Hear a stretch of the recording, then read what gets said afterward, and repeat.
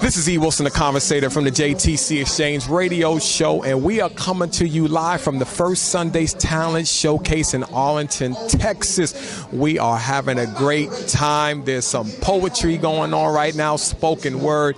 Cherry Thompson Scott just dropped her CD, Brighter Day, and we are excited. And of course, the place is packed, and I'm kind of over here squished in the corner with my brother right here because there's really not much room to move around.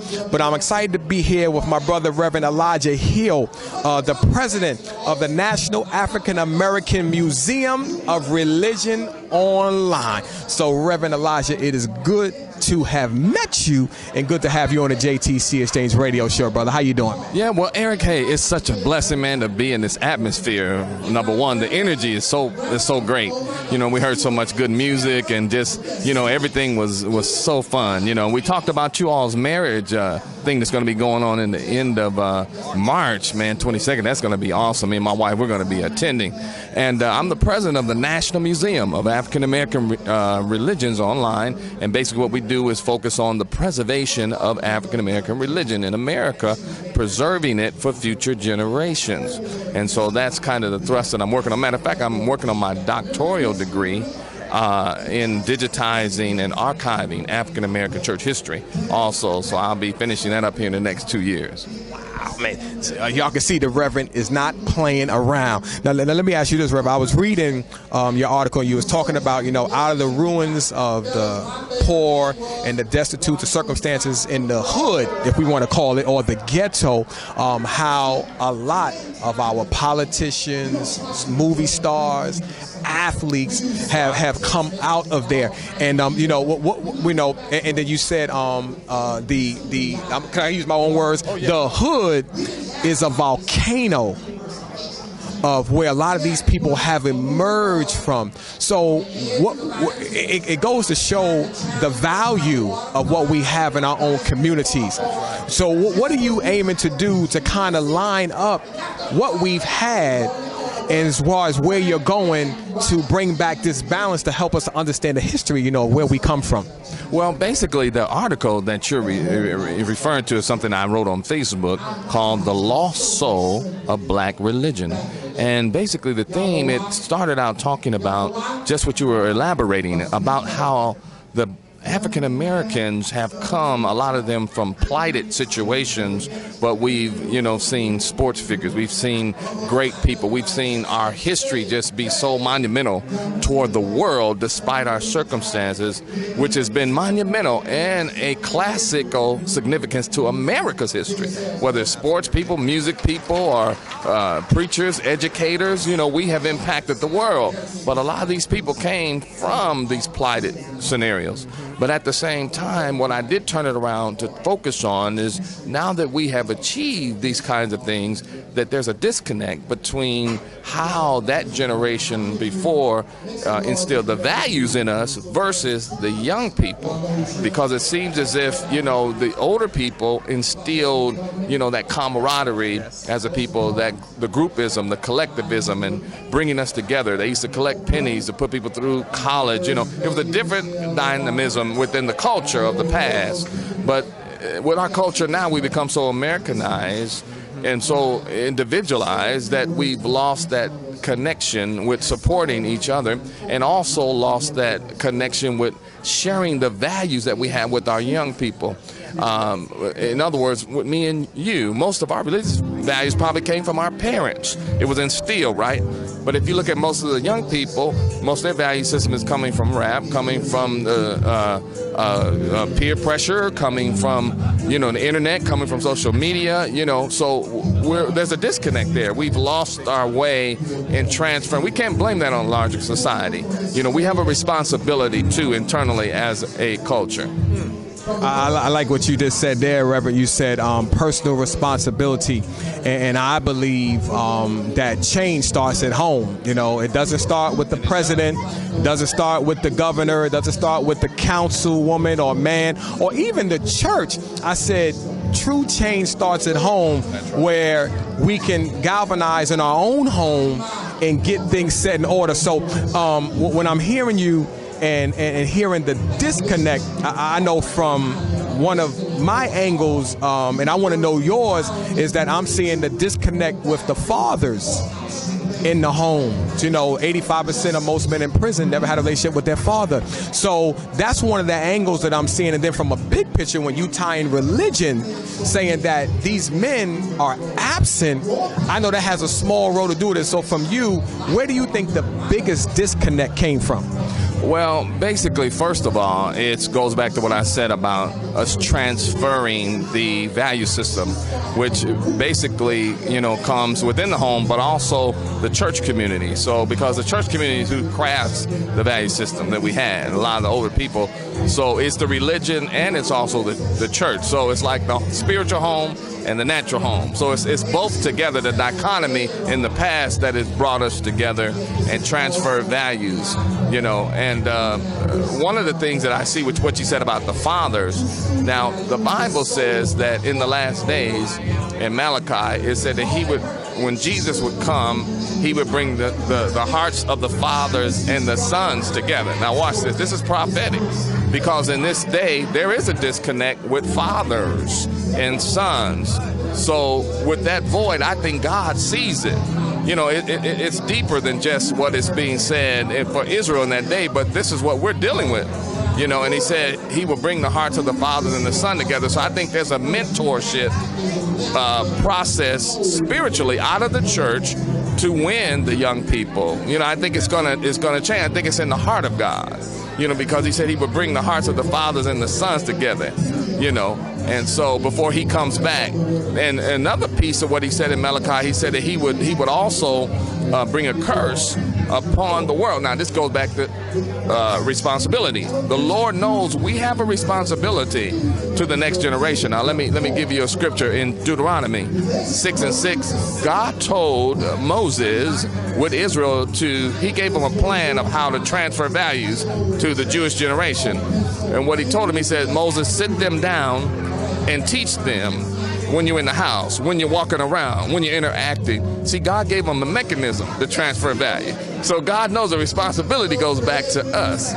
Moses was the figurehead of the church, the pastor, and then he told them in the home what to do about helping the children. Reverend just kindly said we don't get off the hook, and that we absolutely have a responsibility to mentor, to guide, to do all those things that God has called us to do, so that we can hold on to the homes and hold on to the religion and pass it on. So when you're talking about passing it on now, we're talking about legacy. Let me ask you this, Reverend. When you are finished, all right, and God says, all right, Reverend, you finish the course, you might be about 99, 100, I don't know, but, what is your ultimate impact that you want to leave on this world after you're gone? Well, focusing around my work, in my work dealing with preserving history, I only deal with that because I know it's really not the religion that gets the attention of young people. It's the stories within our religion. It's the testimonials. See, they want to hear. See, my mother told me that when she told me that God healed her or he provided food on her table, or miraculously God did certain things, or she got a job, or things happened. When she told me these things being young, it was her testimony. It wasn't her religion. It was the testimonies within the religion. So young people need the testimony. They need to hear what you've been through. That's what we don't want to talk about what we suffered along the way. Some of us have come past it and we don't want to talk about it, but that's what the young people need.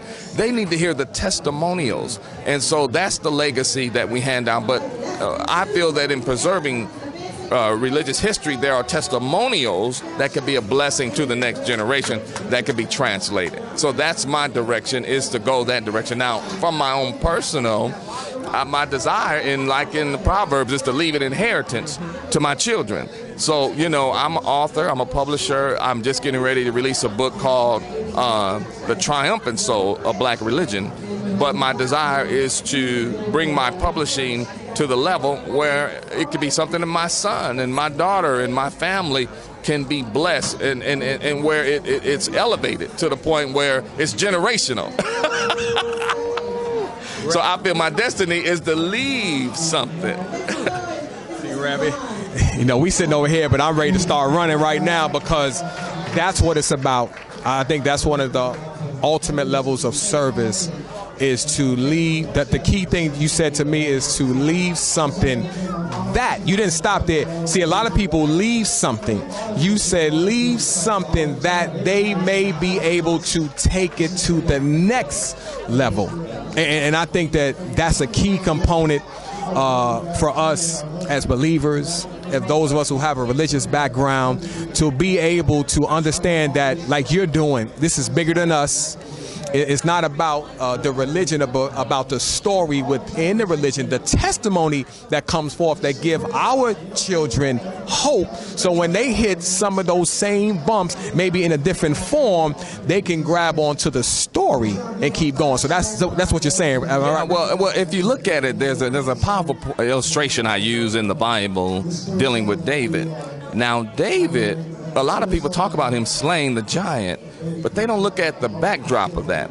See, the backdrop is that his father, was a Benjamite, and basically what he did is he told him stories about what happened with his great-great-great-great-uncle Moses, how he could take a staff, a shepherd's job, but overtake a nation. So telling a boy this kind of stuff at a young age, mentoring him with stories. And then when he told him about the Benjamites in Judges, what they did was the Benjamite was left-handers that could kill a man 3 football fields away with a stone. All right, so when the king comes to him and says, "Well, David, you need my armor." No, I don't need that. I just need the slingshot. The story was in his mind. That's what I'm saying. They need the story, the testimonies of the older people to be handed down. And like I told my father, I talked to my father, he's 75 years old, and I told him, I said, "Dad, the blessing that's upon me in the sense of the things God has blessed me to come to or to do," I said, it's because he told Abraham, he said, "I will bless you and your seed." See, when God blesses you, there's a blessing that goes to your seed that transcends you. I said, "It's your fault, Dad." Well, son, you're doing things I never. No. Abraham, you to Abraham. Yes, I will bless you and your seed. So some of that came to me. And so I might be the one to be the giant slayer. With a slingshot. Reverend, that's awesome. And to hear that about your dad and, how you were able to remind him that, "Dad, no, this is your fault. I ain't home, Dad. No, this is your fault because this thing ran off of you. And we want that river to continue to flow through our communities, through our religion, through our history," right, as you said, because that's all we really have, is the Lord who is on our side. That's all we really have. So, listen, Reverend, tell the people, again, the title of the book, their information, and how those who need the information can get it so we can all be able to transfer this heritage on to the youth and to make sure that they don't get lost. All right. Well, one good important thing about the book is the title is that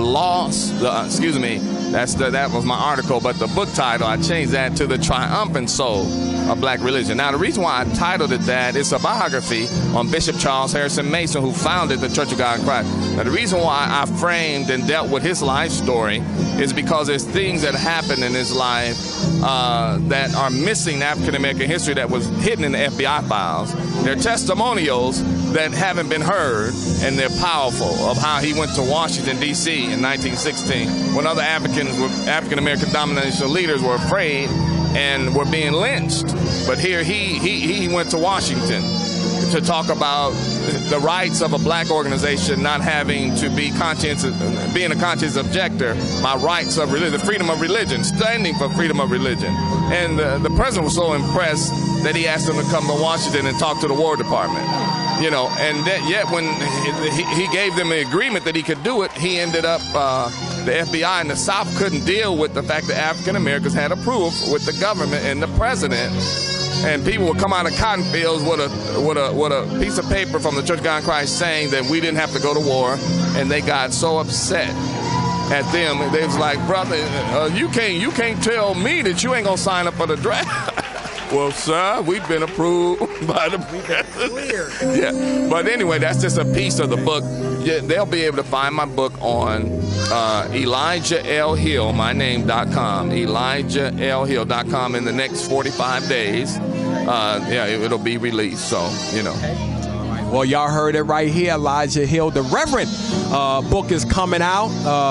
It's going to be interesting. I'll tell you that much, Rev. But we appreciate you sharing, coming on the JTC Exchange Radio Show. Thank you for inviting me. In the midst of all of this, it was like you didn't have nothing to do. You're here with your queen, and we got all this music and ministry and food and stuff. But we really appreciate you sharing.